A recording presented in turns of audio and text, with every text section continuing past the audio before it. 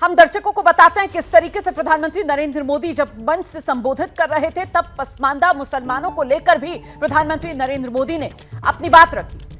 पसमानदा मुसलमानों को लेकर पीएम की तरफ से कहा गया कि कुछ लोग तुष्टीकरण की राजनीति करते हैं, पसमानदा के साथ अत्याचार हो रहा है, कुछ लोग देश तोड़ने की राजनीति करते हैं। सुनाते हैं आपको पसमानदा मुसलमानों को लेकर प्रधानमंत्री नरेंद्र मोदी ने क्या कहा। हमारे जो पसमानदा मुसलमान भाई बहन हैं, उनका तो जीना भी मुश्किल करके रखा हुआ है। वो तो तबाह हो गए, उनको कोई फायदा नहीं मिला है। वे कष्ट में गुजारा करते हैं, उनकी आवाज सुनने के लिए कोई तैयार नहीं है। उनके ही धर्म के एक वर्ग ने पसमानदा मुसलमानों का इतना शोषण किया है, लेकिन इसके ऊपर कभी देश में चर्चा नहीं हुई। जो पसमानदा मुसलमान है, उन्हें आज भी बराबरी का हक नहीं मिलता। उन्हें नीचा और अछूत समझा जाता है। इसी समाज में मैं मुसलमान समाज की बात कर रहा हूं। मुसलमान भाइयों में जो हमारे पसमानदा भाई बहन हैं, जो पिछड़े हुए हैं, मैं उनकी बात करता हूं। देखिए, प्रधानमंत्री नरेंद्र मोदी मंच से जिस तरीके से अपनी बात रख रहे थे, ब्रजेश राजपूत, मुझे लगता नहीं है कि अपने किसी संबोधन में मुसलमानों को लेकर इतनी मुखरता से और इतनी ज्यादा बातें प्रधानमंत्री नरेंद्र मोदी की तरफ से एक बार में एक साथ कही गई हों। कुल मिलाकर यहां पर चुनावी रणनीति को अगर समझने की कोशिश की जाए बीजेपी की, तो फिर पसमानदा मुसलमान और महिला मुस्लिम वोटर, उस पर यहां पर बीजेपी की साफ नजर।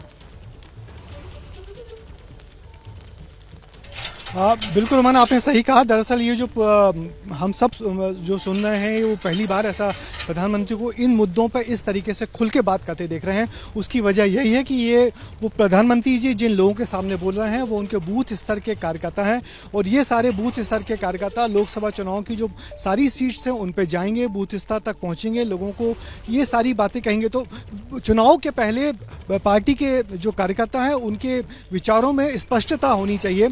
जो विवादित मुद्दे हैं उनमें एक जैसी बात होनी चाहिए। बीजेपी इस बात को बहुत गहराई से जानती है, और यही वजह है कि प्रधानमंत्री अब उन मुद्दों पर खुल के बोल रहे हैं जिन मुद्दों पर बोलने से आम बीजेपी का कार्यकर्ता बचता था। मगर जिस तरीके से यहाँ पीछे भोपाल की इस जमीन पर मोतीलाल नेहरू स्टेडियम पे जो प्रोग्राम चल रहा है, उसमें जो 3000 कार्यकर्ता पूरे देश भर से आए हुए हैं, उनको यही संदेश प्रधानमंत्री दे रहे हैं कि अब विवादित मुद्दों पर बोलने से बचिए नहीं। फिर चाहे वो मुसलमानों वाला मुद्दा हो या यूसीसी वाला मुद्दा हो, क्योंकि आने वाले वक्त में मध्य प्रदेश सहित 5 राज्यों में विधानसभा के चुनाव हैं, और ठीक 6 महीने बाद आम चुनाव है, यानी कि लोकसभा के चुनाव है। तो इन सारे मुद्दों पे कोई पार्टी के वर्कर्स आगे पीछे ना हो, विचारों में स्पष्टता हो। और यही वजह है कि जो सबसे विवादित मुद्दा जो होता है कि बीजेपी और मुसलमानों के रिश्ते क्या होंगे, तो प्रधानमंत्री ने एकदम स्पष्ट कर दिया है बीजेपी के एक बड़े नेता के तौर पे कि हमारी जो पार्टी है वो जो पसमानदा मुसलमान है, यानी कि पसमानदा मुसलमान यानी कि वो मुसलमान जो पिछड़े जाति के होते हैं, मुसलमानों में जिनसे साथ भेदभाव होता है, अत्याचार होते हैं, अब उनको कैटर करने की बीजेपी की योजना है। और साथ ही साथ 3 तलाक की बात भी उन्होंने की। 3 तलाक की बात में समझाने की कोशिश की कि केवल महिलाओं के साथ अन्याय नहीं होता, पुरुषों के साथ भी, एक परिवार के साथ भी अन्याय हो जाता है। ये बात उन्होंने समझाने की कोशिश की, और 3 बातों पे आज उन्होंने खुल के वैसी बात कही है जो इससे पहले हम तमाम लोगों ने बीजेपी के किसी बड़े नेता के मुंह से इस तरीके की बात स्पष्ट तौर पर सुनी हो। फिर चाहे वो यूसीसी का मामला हो, यानी कि यूनिफॉर्म सिविल कोड का मामला हो, दूसरी बात 3 तलाक का मामला हो, और तीसरी बात फिर मुसलमानों के साथ बीजेपी कार्यकर्ताओं को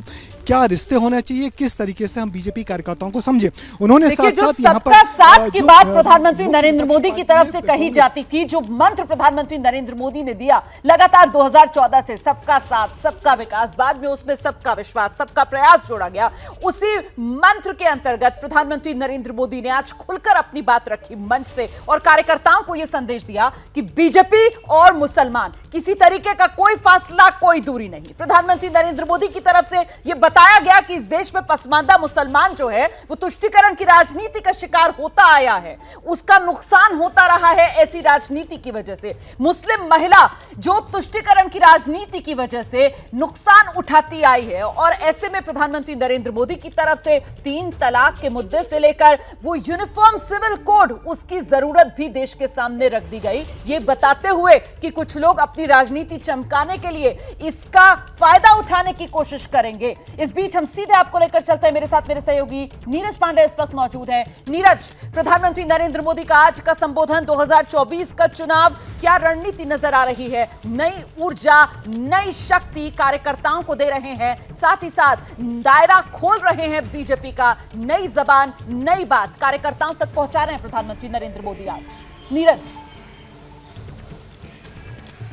रोमाना, प्रधानमंत्री नरेंद्र मोदी ने आज से लोकसभा चुनाव का बिगुल फूंक दिया है। आज का जो भाषण उनका रहा वो बिल्कुल साफ तौर पर यह बताता है कि भारतीय जनता पार्टी की लाइन क्या रहने वाली है और भारतीय जनता पार्टी किस लाइन के साथ आगे बढ़ने वाली है। उन्होंने साफ तौर पर कह दिया कि यूसीसी इस देश के लिए एक तरह से जरूरी है, क्योंकि इसी यूसीसी की आड़ में वो तमाम मुसलमान भाई बहन हैं जो अपने ही समुदाय में अछूत महसूस करते हैं अपने आप को। तो इस देश में उन्होंने यूसीसी कानून की क्या उपयोगिता है इसके बारे में एक खाका खींच दिया है। यही नहीं रोमाना, अगर आज आप देखें तो उनके पूरे भाषण में विपक्ष ने अब तक भारतीय जनता पार्टी पे जो आरोप लगाए या जिस तरह से हमला करने की कोशिश की, भारतीय जनता पार्टी के सबसे बड़े नेता प्रधानमंत्री नरेंद्र मोदी ने अपने बूथ कार्यकर्ताओं में और 15,000 बूथों से जुड़े भारतीय जनता पार्टी के एक एक कार्यकर्ता के बीच में सीधा मैसेज दिया है, उन हर सवाल का जवाब दिया है जो लगातार विपक्ष उठाता रहा है। मैं भी जहां खड़ा हूं ये भी एक बूथ है, यहां पर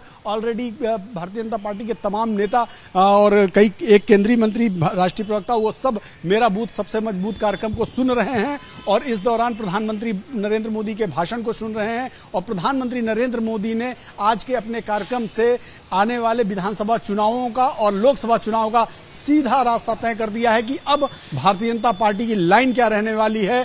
हर सवाल का जवाब मंचों से दिया जाएगा। जी रोमाना।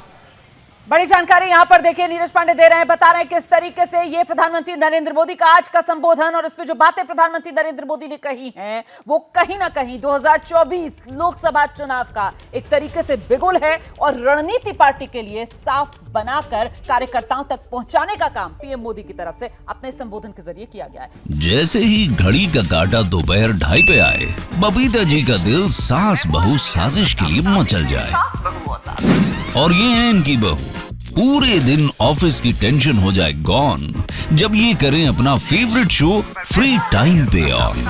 इनकी तरह आप भी देखिए अपना फेवरेट शो अपने टाइम पर और डाउनलोड कीजिए एबीपी लाइव ऐप अपने स्मार्ट टीवी पर।